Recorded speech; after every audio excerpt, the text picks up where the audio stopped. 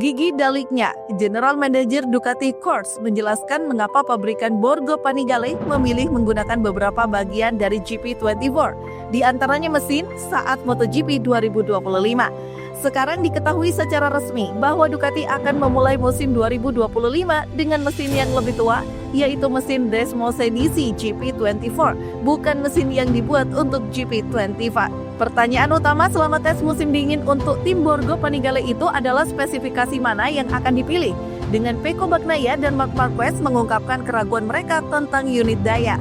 Terakhir, Davide Tardozzi mengumumkan kepada motorsport.com di Buriram bahwa keenam pembalapnya akan memulai musim ini dengan mesin lama karena keunggulan mereka di kelas utama dan untuk menghindari resiko yang tidak perlu.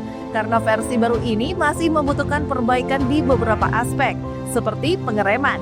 Namun, Ducati akan memulai tahun ini dengan sejumlah komponen lama lainnya. Selain itu, bos asal Italia itu mengonfirmasi kepada situs resmi MotoGP bahwa sasis dan paket aerodinamis yang akan digunakan pada GP Thailand dan GP berikutnya akan berasal dari Moto tahun 2024. Untuk tahun 2025, elektronik dan suspensi akan ditambahkan. Perlu diingat bahwa manajer umum Ducati Corse Gigi Daliknya menyatakan pada presentasi Desmosedici GP25 yang baru bahwa mereka memiliki banyak inovasi di saku mereka.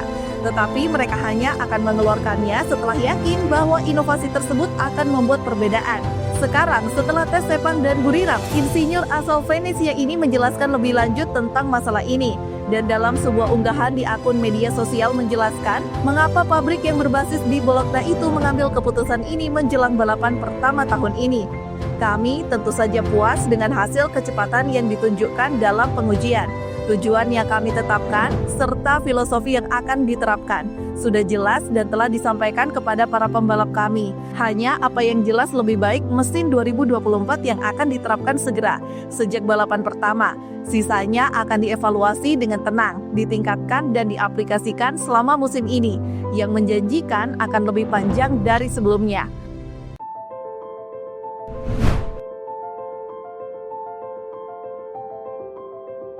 Setelah bergabung dengan tim pabrikan Ducati yang saat ini berkuasa di kejuaraan, pembalap Spanyol Marc Marquez muncul sebagai pesaing utama untuk gelar MotoGP 2025. Meskipun demikian, juara dunia MotoGP 6 kali itu menganggap dirinya sebagai pemenang dan menyebut 4 pembalap lain yang dia pikir dapat menantang gelar musim ini. Selama wawancara dengan acara AfterTheFlightMotoGP.com selama tes pramusim MotoGP di sirkuit Buriram, Thailand, Marquez tidak mengatakan siapa yang akan menjadi juara dunia MotoGP tahun ini. Pembalap 31 tahun itu menjelaskan bahwa ia akan memberikan segalanya untuk bersaing memperebutkan gelar. Selain itu, Marquez juga melirik kecepatan adiknya, yaitu Alex Marquez, yang tampil sangat baik selama tes pramusim dan finish di posisi kedua dalam tes terbaru. Marquez bagaimanapun menyebutkan pesaing lain yang mungkin mengejutkan dalam persaingan gelar.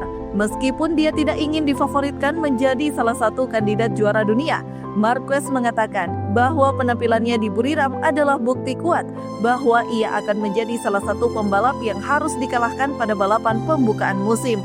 Di Thailand, balapan pertama MotoGP 2025 akan berlangsung dari 28 Februari hingga 2 Maret. Marquez menunjukkan kecepatan yang stabil dan kompetitif selama simulasi balapan pada Kamis lalu dan menunjukkan kebugaran dan kemampuan adaptasinya terhadap Ducati baru.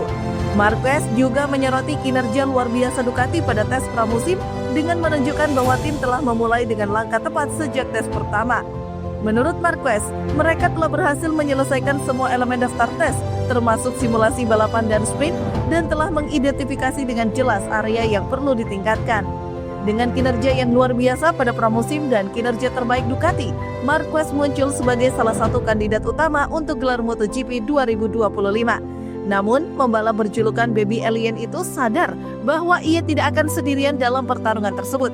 Nama-nama terkenal seperti Bagnaia, Alex Marquez, Pedro Acosta, Jorge Martin, dan Marco Bezzecchi juga mungkin bersaing untuk gelar juara. Tentu saja kami akan mencoba memperjuangkannya. Tetapi saya tahu saya memiliki rekan setim yang sangat kuat, Francisco Bagnaia. Akan ada rival yang berbeda. Kita akan lihat bagaimana Pedro Acosta bisa melakukannya dengan KTM. Dan jangan lupakan dua rider Aprilia mereka adalah pembalap yang sangat bagus. kata Marquez.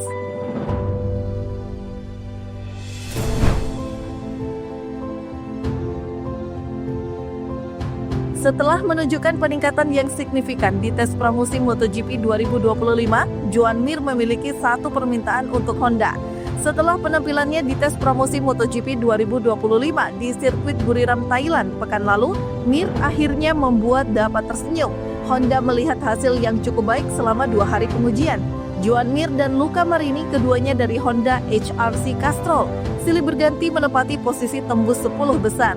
Mereka dianggap memiliki kemampuan untuk bersaing dengan pabrikan dari Eropa seperti Ducati, KTM, dan Aprilia.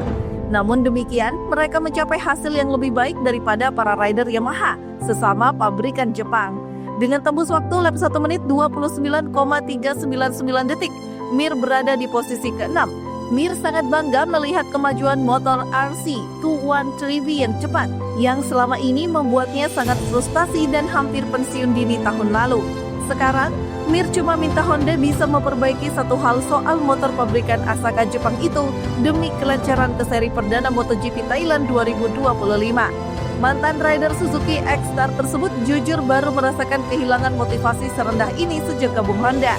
Tidak mengherankan bahwa Marc Marquez rela minggat demi mendapatkan motor kompetitif di Ducati.